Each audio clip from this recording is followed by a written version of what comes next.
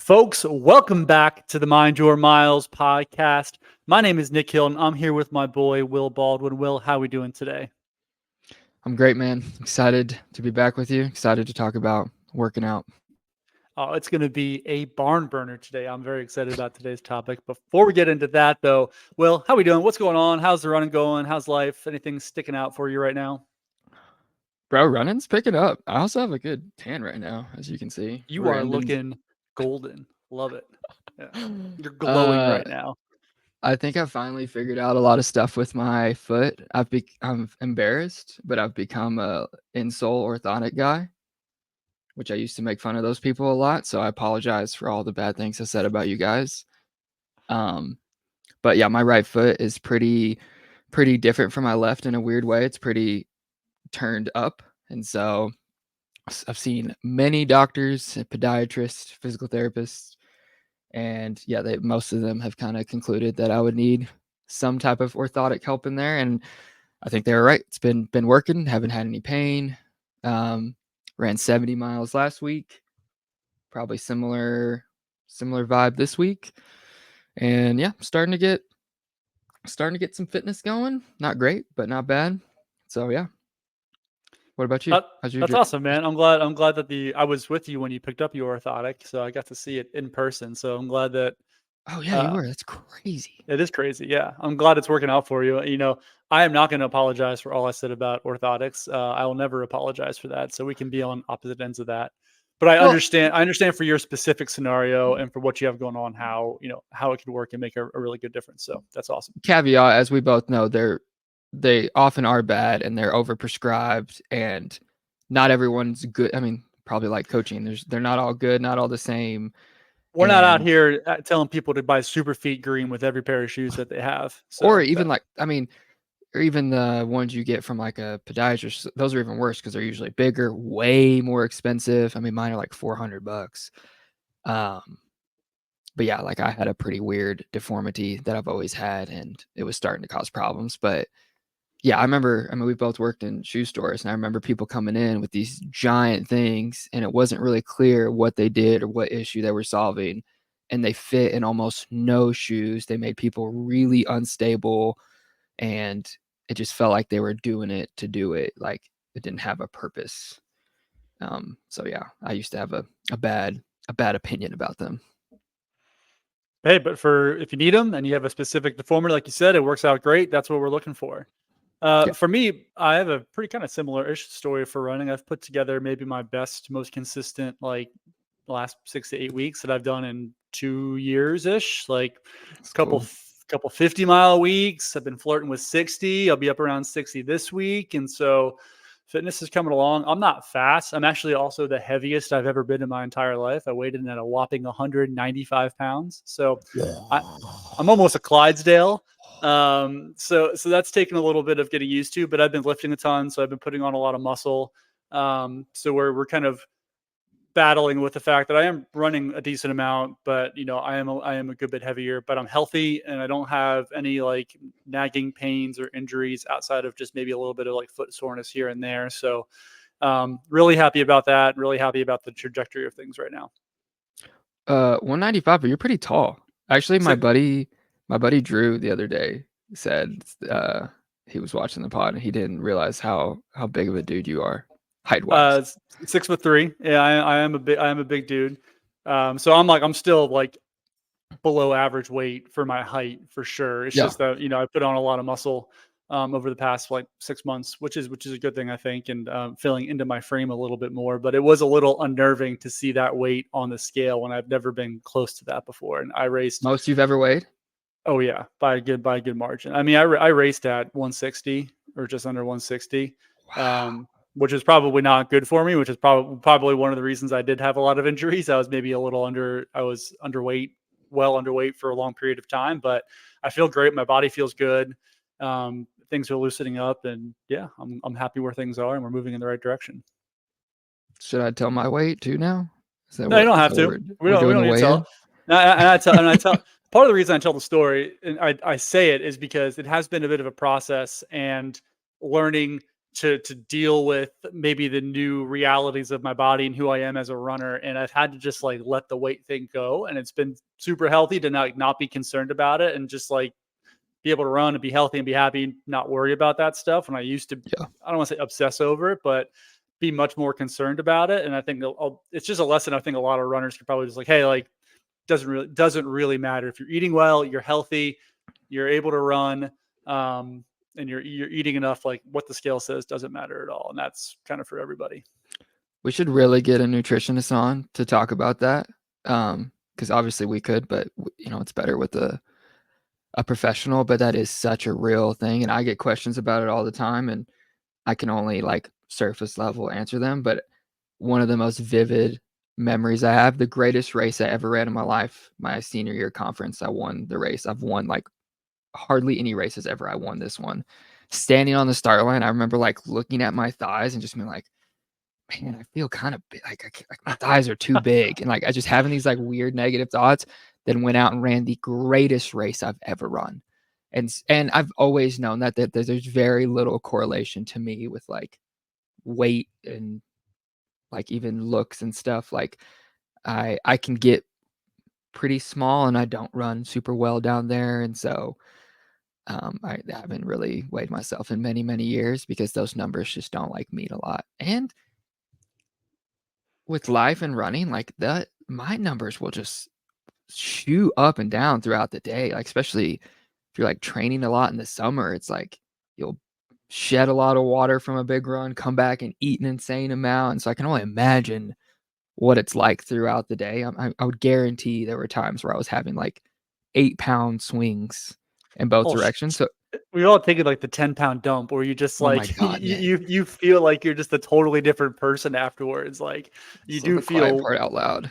well, yeah, that's what we do here. We say the quiet part out loud. We can talk. We can I tiptoe don't, around the we can I tiptoe don't around the just, fluctuations, or we can say what we're actually thinking. It's just like you take that ten I was pound dump, you thinking feel so water much better. weight. You, Yeah, peeing, you totally were uh, not. You totally were not. or That's okay. eating a big meal, but sure. All Uh, right. Well, yeah. let's let's So let's let's get on the main topic on today. that note, Yeah. On that note, let's transition from 10-pound dump to workout recoveries. So, what we wanted to talk about today, and this was inspired by a question that an athlete of mine sent me in an email, is we want to talk about recoveries for your quality sessions or workouts. So, like, what your recovery and what the running or the jog between those should look like for specific intensities. Everything from like mile race pace to rep to 5K VO2 max or interval workouts, threshold, et cetera, et cetera. So the rest how periods of a workout. the rest periods of the workouts and how you should approach those from an intensity standpoint, jogging, walking, pace, effort, so on and so forth, and how that kind of correlates to what the purpose of the workout is, because the recovery is also a part of the larger workout as a whole, and I think it should be thought of like that. Like it's not just the intensity session; it's what you're doing in between those sessions that affect the next intensity session, so on and so forth. So, um, I guess we'll start there, and I'll just open it up to you, Will. Like, as a general philosophy, do you want to start this by going from starting at one intensity and moving from there, or do you want to talk about generally how you approach recoveries for workouts as a whole? Let's start generally, then we'll go down the line. Great. Um, and maybe why this is so important because we were talking about some issues. Um, for one, it's really important to kind of have some standardized way to approach your rest and intervals. For one, for us as coaches and the athletes, so we can understand what happened in the workout. Because we were talking about like a common thing we see sometimes is people they're worried they're not going to hit that number that we listed for the interval, the fast part. So they will maybe try to stand really still or they'll pause their watch during the rest period or do certain things so that they can make sure that they can beat the fast part for the next interval. And, then we're not able to really objectively assess what happened during the workout.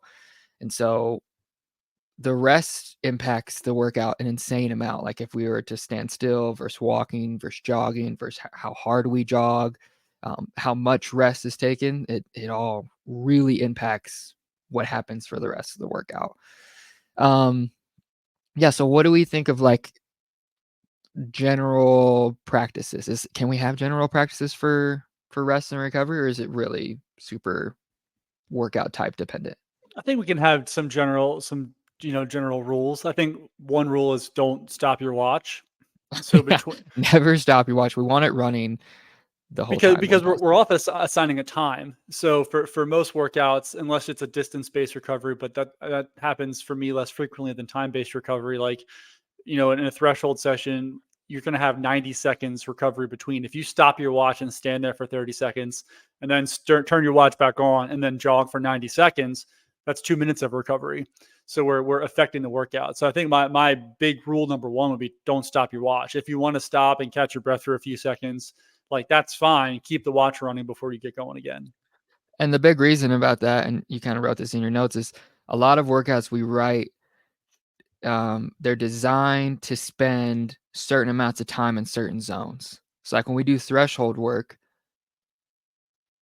we're running fast enough at threshold pace so we get up in that certain zone, and then our rest, it helps us recover, but we might not fully come all the way back down to baseline resting heart rate. That heart rate still might be a little bit elevated, and if it's a shorter rest, it's going to be even easier to get back up into threshold zone. It'll make the workout feel harder, but we're going to be able to quickly get back up into our threshold zone and spend more total time there, which is where we get those good adaptations. So if we're overcompensating the rest and pausing our watch or walking too much, it's going to be harder to get back up in the zone, less total time at threshold, less positive impact from the workout. And it should be said that with most of these workouts, the goal is to spend as much time at a particular intensity as possible to trigger that specific adaptation. So when we're doing a threshold workout, the time spent ramping up into that threshold zone is less valuable than the time spent actually at threshold. So the recovery is just to allow you to dip below it so you can the next interval you can spend maximum time at threshold zone. Now there's like a line there because if you do run your recoveries too fast and you don't allow yourself to recover, and this is a bigger deal when it comes to like VO2 max or interval workouts. But Right. if you don't give yourself enough recovery, then you struggle to spend that time at threshold. And then you kind of get that You general might exceed out of decline it. or exceed out of it or go into the VO2 max. And then the workout is totally changing. But Yeah. Well, and on that point, if we exceed out, and the reason we break up threshold workouts in general is because we want to spend the most time, but if we break it up, it might allow us to do more. Like if we just said, okay, we're going to do 3 straight miles at threshold, we might be able to do that. But if we do 5 by a mile with 90 seconds, we could spend, the time it takes to run 5 miles with just these little dips that we might only get out of that zone for 30 to 40 seconds, maybe a minute, because we won't be outside of the whole rest. And then we can get back in and spend a larger portion of time. And it's a little easier on the body than when it's continuous. And there's a time and place for both. And the other part, and even when it comes down to, and we're going to talk about interval pace, rep pace, like kind of faster sprint work too, it's more race specific. Like even when we're doing really fast turnover work, 5K mile pace stuff, having a elevated heart rate, being at a higher aerobic zone, it's going to feel a little more race like. Besides the start, there's no point in a race where you're fully recovered. And so yeah, having an active rest, as we call it, it's just going to give us more of that feeling of what it's like to be in a race, which is an important thing to practice. so general rule number one, don't stop your watch. Any other general rules that you can think of, Will, before we kind of go through each individual, intensity? Yeah, I mean, I told you I wrote an article kind of on this, but like, and I kind of had, I think, 2 or 3 rules. And one I'd said, start with just trying to run the intervals at the given pace. So don't like come out of the gate and try to beat the pace the first few reps. Like start there. Then when we go to the rest, if you're feeling like it's too easy, jog as much of the rest as you can before we adjust the fast part of the interval.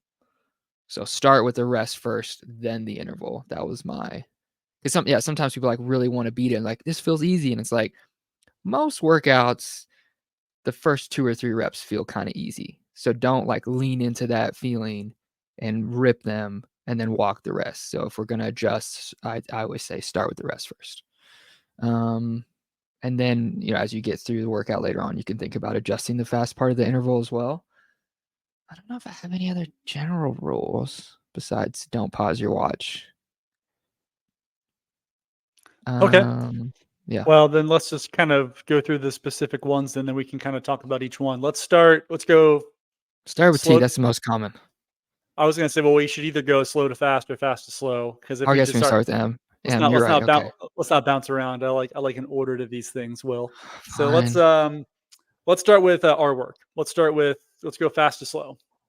So we'll go Okay. from most recovery to least recovery. So let's start with rep or mile race pace or something that's fast. So it's a mile race Just kind of pace or sprint faster. stuff, or like if you have 200 strides, like 35 seconds. These are going to be reps that are like 10 to a minute, maybe at the most. Yep.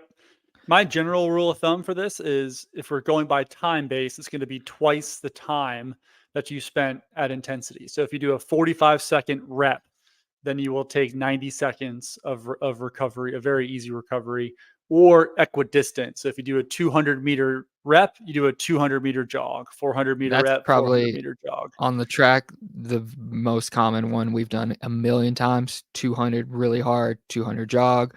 Off the track, for me, it's like 30 seconds really hard, a minute walk jog, or people kind of do it stridey, like 20/40s, 20-second strides, 40 seconds, or up to a minute recovery. And the reason that we have more recovery here, because the purpose of this workout is less about dealing with like increased fatigue or dealing with that fatigue accumulation. It's more about the specific pace and intensity of the set. So we want you to, if we're having you do 10 by 200, we want those, we're looking to get a specific like neurological speed, twitchy stimulus out of that. And if we cut that rest super short, you're going to lose that top end speed focus, and it's going to be more of a VO2 focus, or it's going to be more of an aerobic focus. We're looking for anaerobic speed, power, efficiency. And to do that, you need to take ample rest, nearly full recovery between each one. So we're looking for the specific speed here, less of the specific like aerobic intensity, if that makes sense. Yeah, it's probably the one where the recovery is the least important, to be honest. Like if we messed it up. Absolutely the least important. Like this is Yeah. the one where if you're going to stop and stand and Yeah. chill at the finish line for 15, 30 seconds, this is the type of work and the only real type of work where I think that's okay. Yeah. And because like Nick said, it's not aerobic. It's more of like, this is like, I would think of it as like the weight room. This is like where your muscles are growing. It's musculoskeletal, it's neuromuscular. It isn't like aerobic lung based. It's more about your muscles Power. working really hard. It's Power. power development. And this stuff is really great and super important. It's what makes our stride more efficient, makes our stride look prettier. It gives us more efficiency as these slower intervals as we work down, even on our easy days. Yeah, you can have longer rest. I mean, the only caveat is like, you could be really dragging them out, like 2-3 minutes in between, which, yeah, you'll completely lose any aerobic benefit, which there's only small amounts anyways. But then you can also just run into like kind of getting tight from like too long of breaks. You can lose some of like your adrenaline. And so it's usually kind of nice to keep that 1 to 2 parts recovery, just to keep your rhythm. Yeah, the one thing I would push back a little bit on there is that for those super long recoveries, is if we're and this would be more for like maybe a high school collegiate track athlete, Yeah. probably a 1500 to 800-meter runner, where you're doing some really like high intensity intervals. So you might do a set of like 5 by 400, at 800 intensity, or even a little faster, where you're going to take almost like a 4 to 5 minute full recovery between. And some of that's walking, some of that's jogging, but the intensity is so high. Like if you're let's just say you're trying to run, you're going to run a 2-minute 800. So you're going to run 4 by 400 at 60, which is a super high intensity interval. You're going to take a lot of recovery there. So that would be the one place where, yeah, you're going to take more than that specific ratio that we outlined. But generally speaking, for most of the runners that we work with or that listen to this podcast, 200, 200, we don't want you going 200 and then 5 minutes of standing around and jogging between that 200. So, right. Yeah, I agree. Yeah, that there are instances like that, kind of rare, but for sure. Like, especially if we're doing training for the mile, there'll be some stuff like that where we have long breaks, but those will be written in like that, yeah, like we'll write that because I've down. had some athletes who will do some road miles and we'll do 6x400 at faster than mile race pace, and we'll do 4 minutes of walking and jogging in between, and we'll write in the specifics for that. So even some of my older age group athletes, we do some stuff like this, which I think is fun. I think it's something different for them to do, and it's yeah. A lot of mine will be like tags at the end of a workout, like a lot of threshold or something, or maybe 5K stuff, and then there'll be like a long one into some R thing at the end, like a 600 or something. But yeah, 100%. But I think that covers sprint, R work, mile pace work. Yeah, I think we did a good job. Good job, Will.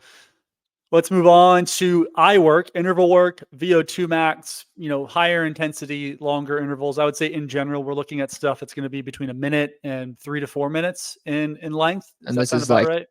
2-mile pace, 5K pace work, Correct. maybe. I don't I know. think Yeah, 3K probably. to Yeah. 3K to 5K pace is Yeah. about There's right for probably a this. rare 10K in there, but for the most part, it's like, yeah, 2-mile to 5K. Well, It's kind 10K, of weird because it's that's a small window, but I feel like a lot of my workouts have pieces of iPace in there. yeah, I think a lot of them do, and I do a fair amount of work at like that 10K ish critical velocity effort, which is we don't have to cover that here, which is kind of its own thing. But yeah, a lot of 5K work and almost every type of buildup that I do.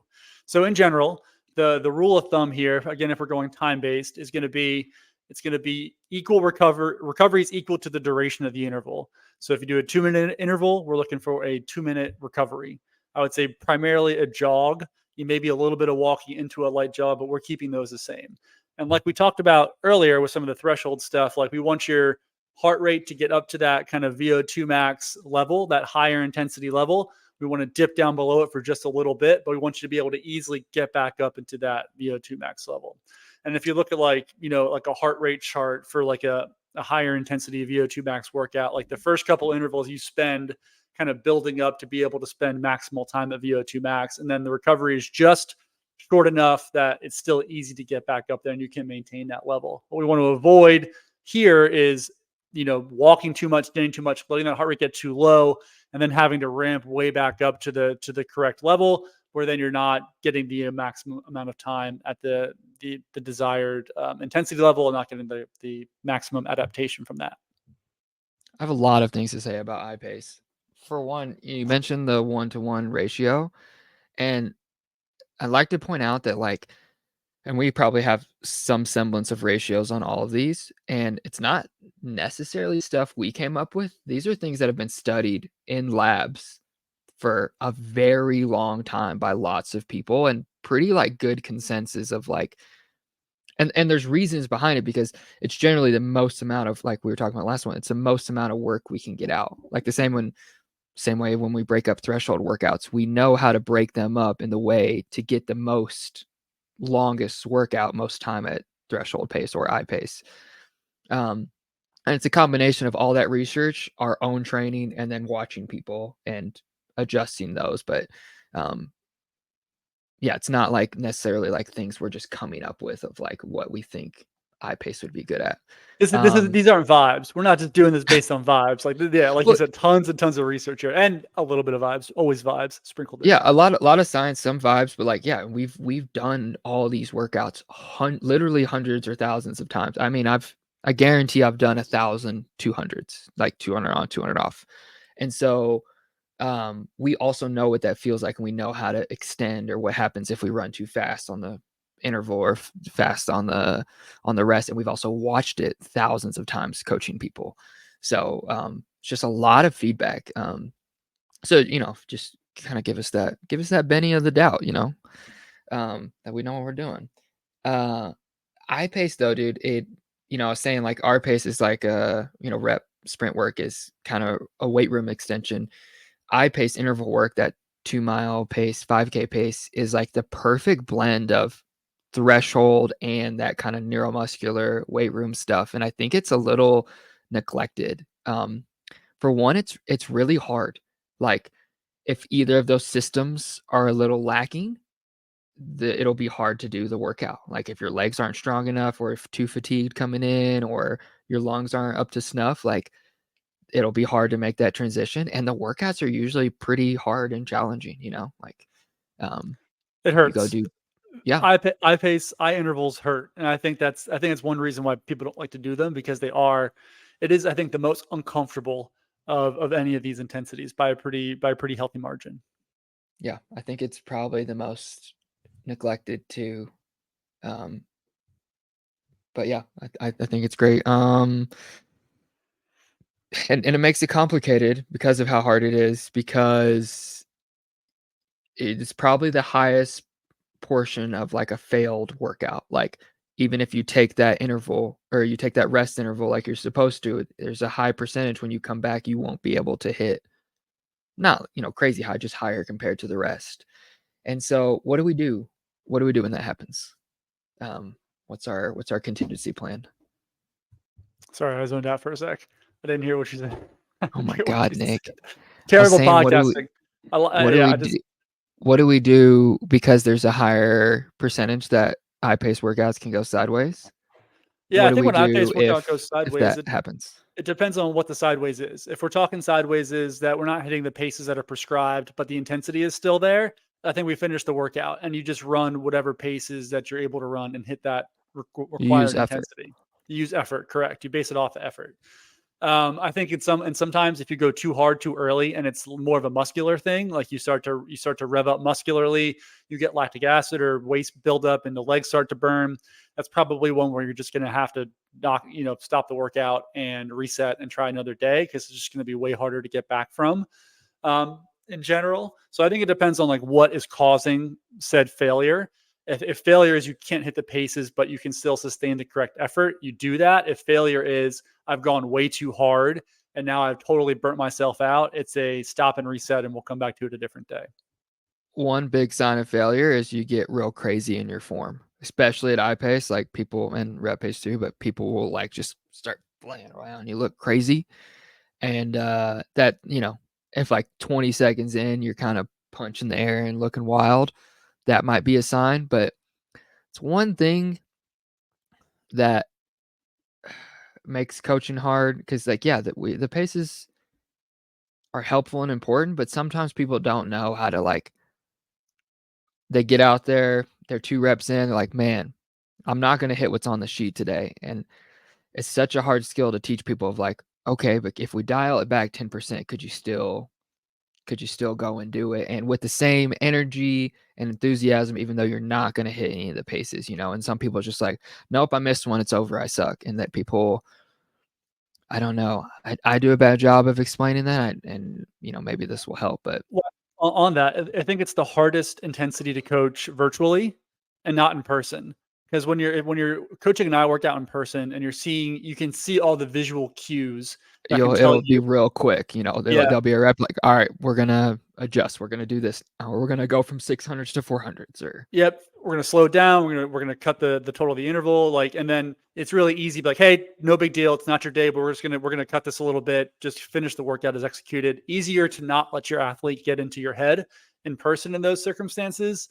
Virtually, I think it's harder because you never see any of the visual cues. You're only going off of the data that you get and what they tell you afterwards, and you don't have an opportunity to help them reset, because I think this is just like you said, the highest instance of things going wrong, and you can't give them the opportunity to help them reset their mind during the workout. You can do it afterwards, like when you notice, hey, you didn't finish the session, or something happened, like, hey, like what happened here, and they tell you, oh, like I just couldn't hit the paces, I got frustrated, I stopped. Like, okay, well, in future workouts, it's going to happen sometimes. Just dial it back a little bit, maybe shorten the interval, do the things you need to do to get that additional work in. It's hard to do that virtually, and so I think it's a little harder to coach in that respect. yeah. I feel I was really lucky that most of my career I trained with people who were faster than me and just a little bit more talented, like you and Dylan. And so there are just so many workouts like early on, it's like, oh no, I'm not going to make it. So then I had to always figure those things out of like, okay, we're doing miles. Okay, I'm going to do 1200s. Or, okay, everybody's running 5-minute miles. I'm going to have to do 510s today, of like on the fly, making those little adjustments of like, how can I still have a great workout? And so I wish, and this might be a good start, but I wish there was a better way to pass that skill along, because we're still out there and a lot of times we still feel good. I see people miss the pace and they just psych themselves out and they think it's a whole failure. And it's like, well, no, I might have just been wrong. That pace might be what we're going to do in a month. And so, but can we still run hard? And this is one of the tricky things for the two of us who coach on VDOT, who just automatically, puts in certain paces. If you're training for a certain race, you're training for a half marathon and they've been doing some threshold work, but we want to, stop in and check in on some, eye pace every now and then. Like they might not be prepared for that eye pace. Like they're prepared to run, let's just say 90-minute half marathon T pace a lot, but they're not prepared to run the equivalent of that eye pace because we haven't specifically been hitting that. So it comes on us to maybe adjust things a little bit. But, athletes, it can be hard to see that, like, well, why can I run this 5K pace if that is the equivalent of a 1:30 marathon right now? Like, why can't I do that? It's like, well, you're not specifically prepared for that. So a lot of that's on us to make sure that, we're setting our athletes up to succeed in a way that, we're getting the right intensity out of it, but also not like, letting them get in their head about certain workouts. For shizzle. I And think that was good. Yeah. And I will Okay. say in general, like, just to kind of get back to the recoveries here, like for this kind of stuff, like I would prefer a jog.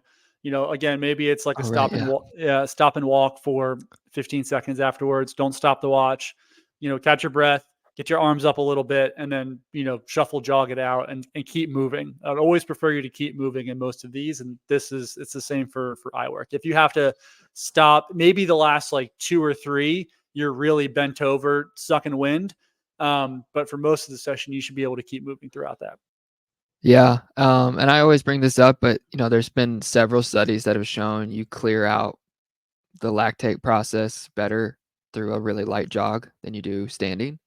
And so I think sometimes people try to be really still to like get better prepared, and you will probably lower your heart rate a little faster if you don't move or if you walk. Which isn't like our biggest concern. We don't need you to have the lowest heart rate. But you will clear lactate a little better if you're moving.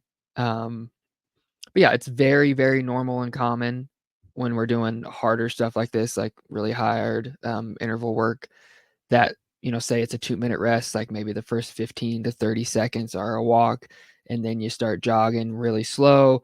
And then as it gets closer and closer to the rep, it slowly increases. And then the last 10 to 5 seconds, you kind of start a run in to, build some steam and get a little head start. That's like a pretty normal process. And then if you're real fit, it's kind of a flex. You finish the rep and you're just kind of jogging all the way through it. That's kind of how you show people you're a boss. But for me, often I'm take that little walk break for a second. Yeah, if I'm doing a good eye workout, I'm stopping and sucking wind and trying not to vomit on the side of the road, or the side of the track if I'm doing it correctly. I always get So real annoyed at those people who like kind of run through like 5 seconds through the rep. God, no, I am I think diving Dylan's for. one. He is absolutely one. I'm diving for that finish line. Like I'm trying. I want to get across that finish line and get my hands on my knees ASAP because Yeah. I'm about to vomit or I just need to catch my breath. So yeah.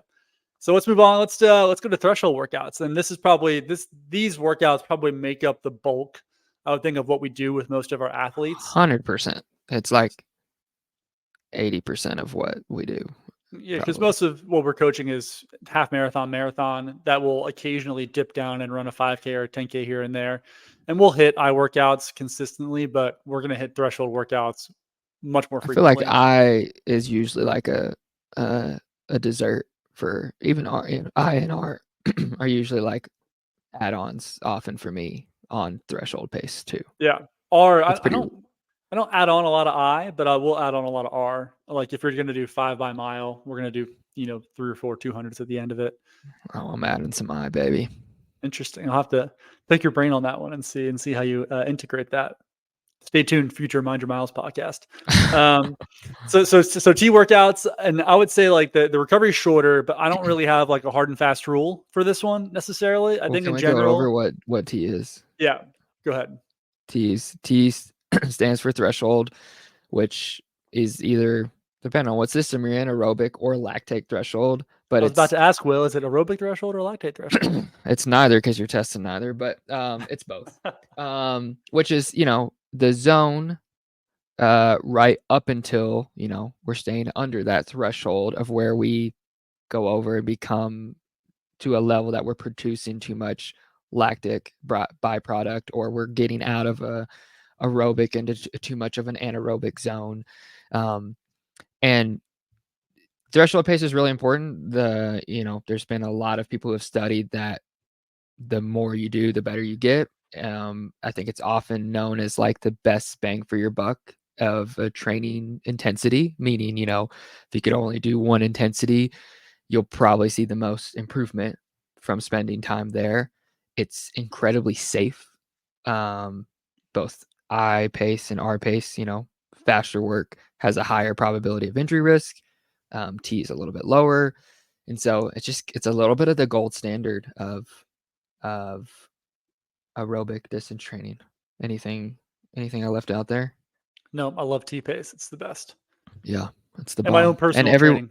Yeah. people call it different names, like Nick kind of alluded to critical velocity.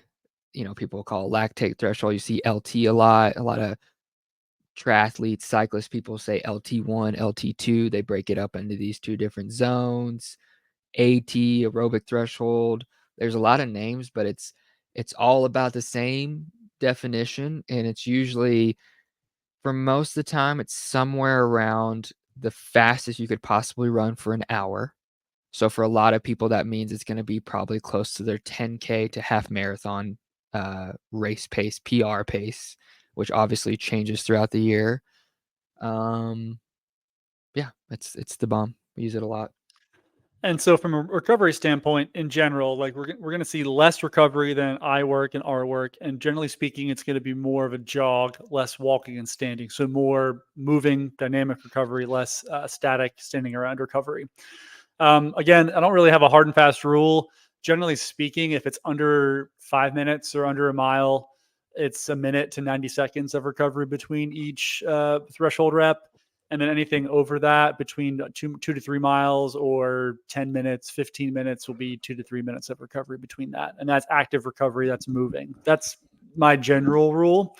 I kind of like 90 seconds for some athletes if we're looking to maybe start to press that threshold pace a little bit. I feel like 90 seconds can I was have them literally about feeling to a say little. I don't know why I do a lot of 90 over 60, but that's something I progressed to. Yeah. Yeah. But yeah, That's like definitely, one of my definitely. favorite things to do, is to do like 10 by K at 90 and then come back a few weeks and do it at like 60 or 70 10 by second K at rest. 90 is like my favorite workout in the history of workouts, but we've been Yeah. over that in a previous pod. Yeah. But yeah, I'll do like mile reps with 90 a lot, like 4 to 5 by mile, which for some athletes most athletes is between 6 and 7 minutes per mile, Yep. or 7:30 per mile, and that 90 seconds recovery. I just think that little bit of that 30 seconds extra just gives them an opportunity to maybe press those paces a little bit more towards the second half of the workout, which I kind Yep. of like that in threshold work. Yeah, I would say it's probably the biggest range of recoveries. Like, because if you're really new, those might even be bigger. But you can do, you can give T-pace workouts that are a minute long. Like that's like usually one of my first intro workouts back, like 15 to 20 minutes at T-pace, one on, one off. And then you can just keep extending that out pretty much indefinitely. And you can play with those recoveries too a little bit with threshold. So like you You can can start get with one floats. on, yeah, float. So you can do one on one off, just easy recovery. You can do it as a float, like 85% of M pace, which is you're running T pace, and you're just kind of easing off to more of a steady effort and then coming back to T pace. Those are a lot of fun. Just kind of, I know Dylan was huge with some of those workouts from his previous coach, just building up for the marathon, just tons of minute reps that were more of like an on steady versus an on off, just kind of Yep. mimicking that more marathon style effort. So threshold, you can just get creative and play with it and do a lot of things within that range, which is different from, I think, I work and artwork. Yeah, and I would say, like, to the stuff I previously mentioned about like how to go about rest. Those rules apply to T-pace more than anything. Like, we really want to jog as much of the rest as possible when we're doing threshold pace work. We want to walk as little as possible, and we want to, we want to make sure that we're on the rest before we adjust the faster part of the interval. So like, we don't need to be breaking the pace or running faster than the given pace if we're not able to jog the rest. Yeah, that's like an instant red flag for an athlete. Like if you are not able to jog the rests, then you are running too fast on your threshold intervals. So I And think then slow it that's down. And like VDOT, at least VDOT gives a range. And so mhm. if those rests are feeling overwhelming, get to the back of the range. And if that feels too hard, go 5-10 seconds slower until you can. And it doesn't have to be a fast jog. If you're really struggling, it could be a really slow shuffle. It could be much slower than easy pace. And then you can progress from there as you feel better and better. You can keep that rest jog eventually up to where you would run a normal easy pace. Yeah, and I think that's the important thing is just to keep moving. Yeah. Is we're not stopping because all of a sudden if you again we've been over this and we'll hammer it into your brains. If you stop the watch and you're adding extra time, like you really are like affecting the workout and changing the purpose of the workout and not getting as much out of it as you could be. So you may think that you're getting more out of it, but you're really getting less out of the workout in the long run than if you maybe slowed your threshold intervals down Well, and did the workout 100%. as written. That's a really important thing to point out of why you shouldn't do that. So say you're chronically doing that. You're taking those threshold workouts. That's like a common one I give is like 10 by 3 minutes on, 1 minute off. That's like a good intro into threshold pace. So say you're pushing those a little bit too fast and every rep you're running 10, 20, 30 seconds too fast. And then you're walking that whole rest. Well, on your fast part, you're doing a really crappy eye pace workout, like interval pace. It's not fast enough to actually be in that zone. And it's pretty much threshold, it's just a little bit fast. But then you're not getting the aerobic benefit from standing and walking the whole rest, not getting the full. You're spending a lot of time outside that zone. And if it's only a 3-minute rep, you're spending the first 60 to 90 seconds trying to get back up into threshold zone. And so the way you execute that, you could spend half the time as another athlete. You could spend half the amount of time in actual threshold zone and getting half the benefits that we're looking for. And so, yeah, executing them correctly and kind of having some pace integrity on those makes a big difference in our improvement. Yeah, it's really it's the key to it. Like, executing those workouts as written.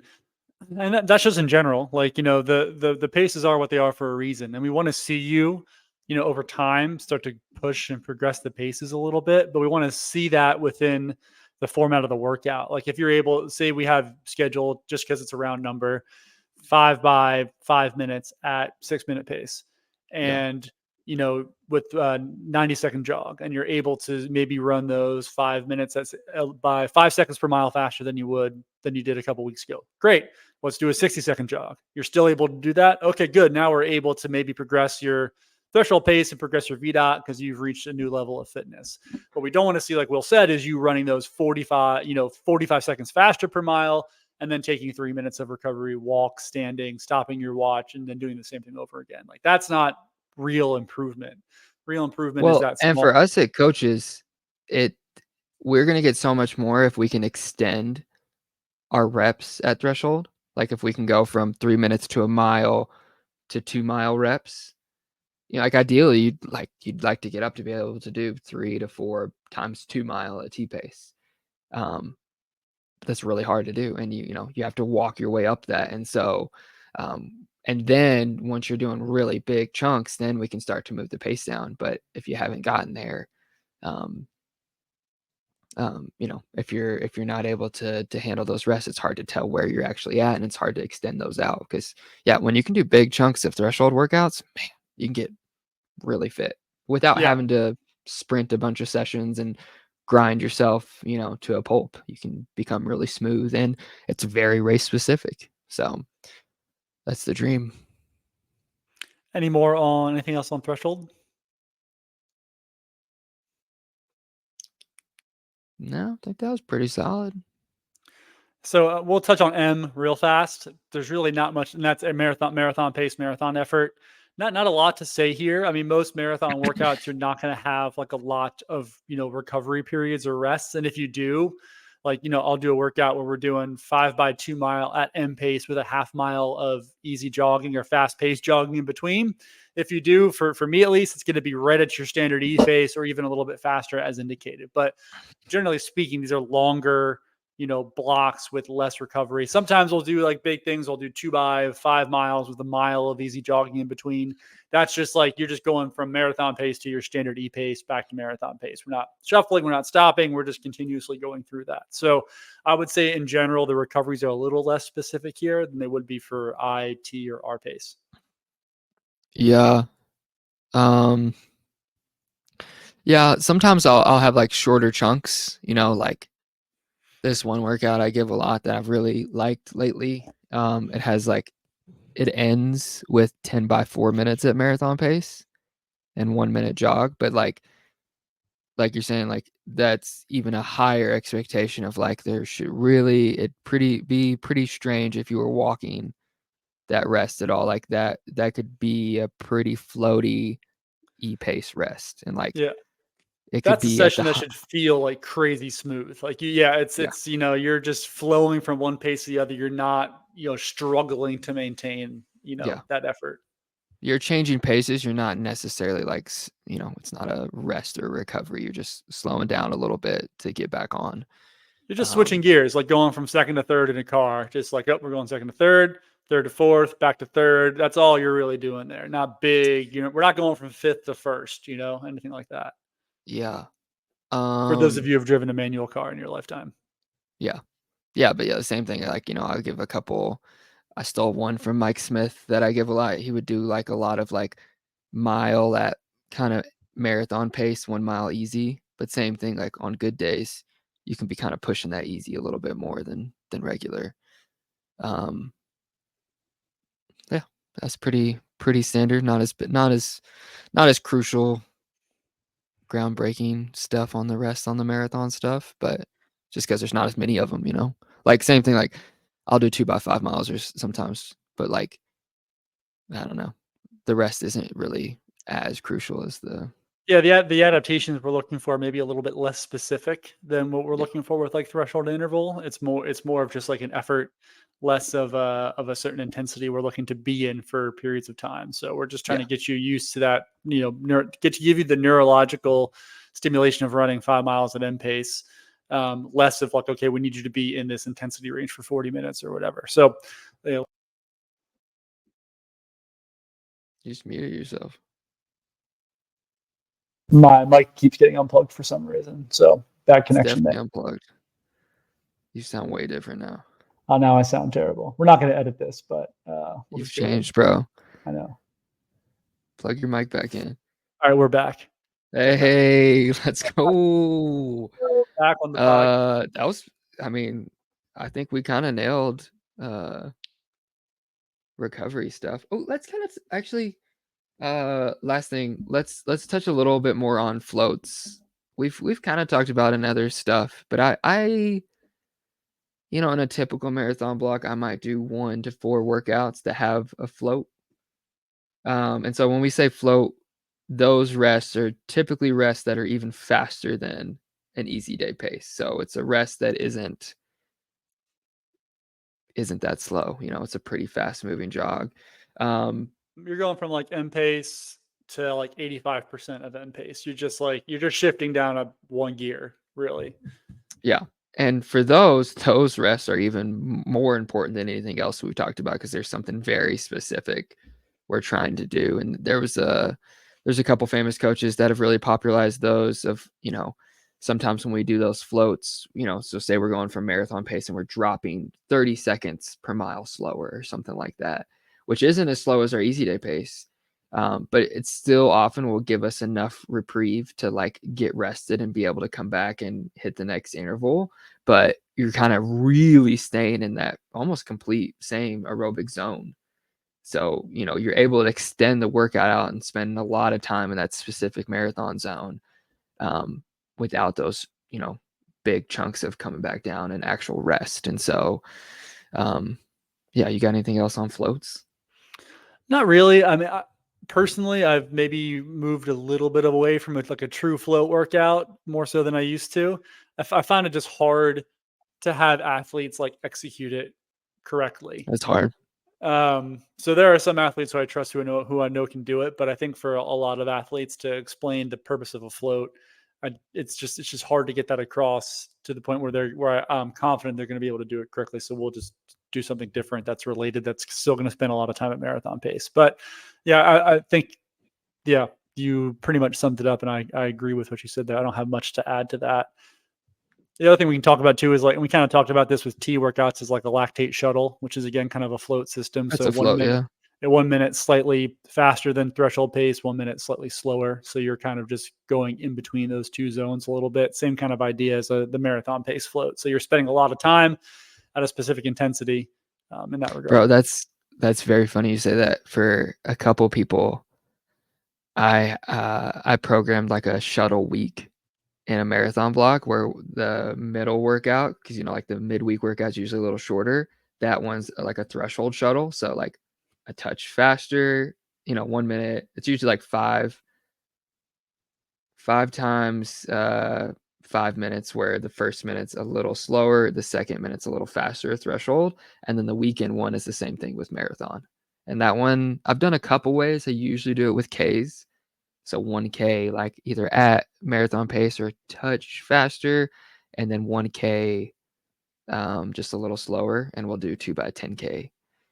So but yeah, it's just like a fun way to mix it up, different workouts. And I mean, I've done more shuttle workouts the last year, and it's always really surprising because the rest isn't that slow, but it surprises me every time how still effective it is. Even though it's not that slow, I still feel really good going into the next rep. And then you get done and you look and you're like, oh wow, I ran like a pretty solid tempo. So yeah, and they're fun. They keep you really mentally engaged because you can't like zone out for too long because you're doing something every couple of minutes. I Yeah, always found that's those shuttle. workouts really hard at altitude, like the Mm, shuttle workouts, like the big 20 by mile on mile off, or the big 1K on 1K off style workouts. I just found those really hard to nail. I would do better at like a straight 16-mile marathon pace run than I would at like those big shuttle workouts. I just found those to be really difficult. that's interesting. I think that's a good point of like knowing people too, because I suck so bad at the straight stuff. Like even just mentally, when there's a change in it, it just like lights me up and I'm way more awake. And yeah, anytime I do like a straight tempo, I don't know what it is. I just think I'm so much of a rhythm runner that I just find it easier to just like lock into a specific effort or pace and just maintain that rather than constantly locking in and out, which is probably I was never a great like pure racer. I was a better time trialer and better, kind of go out hard and just see what happens. And so I think that just plays to just how I prefer to run and race. Yeah, that makes sense. I did. We kind of crushed it. Anything, little dab, baby dab. Um, anything, anything else? What else? You want to talk No, about anything? I think we crushed it. I think we did a good job. I love recoveries. I think this is a good topic. And maybe, are you scratching your eye with your mic? That was crazy. Bro, Uh, that was my eyelash. crazy. Just look over and you're just rubbing your face on your Yeah, you microphone. gotta watch the video to catch that, Gotta go check folks. out YouTube to see our handsome faces. Guess how We gotta tall we put are. this. We gotta put the video on Spotify too. I Didn't I always do that? I forget think to I do did that. put the video on the last Spotify. Did you? Yeah, I always just take the Hey, video file and you put it want to on know there. something crazy? Are we Hit done? me. Can I just talk? Can I freestyle now? Well, do you want to freestyle on the pod? Do you want to freestyle post pod? Oh, no, I'm a freestyle on the pod. I think All people right, want to hear me hit it. freestyle. Freestyle. Give it to me. Uh, I and people are gonna think I'm crazy and weird, but I love to listen to these back. I watched our last one. I watched the YouTube of our last one just while I was But I working, just like had it on in the enjoy it. background. Like everyone I know who does stuff like this, they're like, I could never listen to myself talk. I'm like, I can't wait to hear it. Yeah, I don't know that I love to hear myself talk all the time, but I do enjoy to watch it back and see what we can do better for sure. I have a story of why though. Hit me. So I hit puberty pretty late and I had a very high squeaky voice like till I was like 19. And I have this vivid memory of we used to prank call people and like, you know, with me and all my buddies and like we prank called someone and they thought I was a girl when I was like in like 8th grade or something. And so I just like the voice I hear through my ears still kind of has that feeling of like it's high and squeaky and like just not that cool. So But then at some point, you like to hear a little Oklahoma drawl, that little deeper Oklahoma drawl. You're like, I love it's that so voice. much Yeah. less than it was. I've really hidden it a lot. See, I have the opposite. I don't love the sound of my own voice, like what I hear in my head I think versus what I that's hear. normal. Yeah, I have Yes. a little bit of a affected accent. I don't know if it's like the Pennsylvania, Philadelphia thing. It's a touch different. I don't love the way it sounds, so I don't love to hear myself back for that reason. Yeah. It sounds so different recorded than what's in my head, but Sure, my head version is so bad that everything else sounds positive. that's awesome. Well, I'm Yeah. happy for you. I'm happy I'm that like, who is this guy? He sounds nice. I'm like, that's me.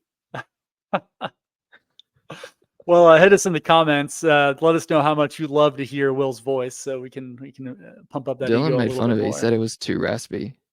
Your voice too raspy? Yeah, he called it my sexy voice. I mean, I think it is a sexy voice. Yeah, I think it's got a right level of like rasp and a little twang, and it's just deep Yeah. enough. I think you do have a very nice speaking voice. For sure. Nick, stop. Gonna make me blush. On that note, I think we should wrap this one up here before we go any farther down this road. Thank you so much for listening to the Mind Your Miles podcast. You can find us in a bunch of different places. You can find us on Spotify, not Google Podcasts anymore because it doesn't exist. You It's can find us on dumb. Amazon. You can find us on YouTube. You can find us on Substack, substack.com/Mind Your Miles podcast. If you have any questions or you want to give us a topic, reach out, mindyourmilespod@gmail.com. We would love for you to reach out and tell us what you want to hear from us. On behalf of Mr. Willie B, the man with the golden pipes, my name is Nick, and we'll catch you next time on the Mind Your Miles podcast.